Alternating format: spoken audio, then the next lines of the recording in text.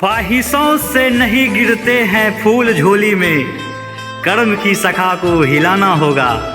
कुछ नहीं होगा अंधेरों को कोसने से, अपने हिस्से का दिया खुद ही जलाना होगा।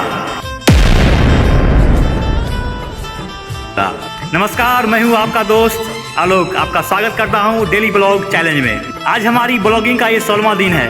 हमारे इरादे अब हर दिन मजबूत होता जा रहा है। हम सोचते हैं कि कोई बाहर से आएगा, हमारा हाथ पकड़ेगा और हमें कामयाबी की राह पे ले जाएगा। नाना लाला, इस दुनिया में आपके आंसुओं को पोंछने वाला और आपके सपनों को सच करने वाला सिर्फ एक ही इंसान है और वो आप खुद हैं। याद रखिए दोस्त, इस जंजीर को तोड़ना होगा, अपनी इस कमजोरी का रुख मोड़ना होगा। अगर आज नहीं दौड़ पाए इस भीड़ में तो कल कुचल दिए जाएंगे, क्योंकि दुनिया सिर्फ रुकने वालों का नहीं बल्कि तेज भागने वालों का है। चलिए दोस्त, मिलते हैं नेक्स्ट ब्लॉग में, तब तक के लिए जय हिंद।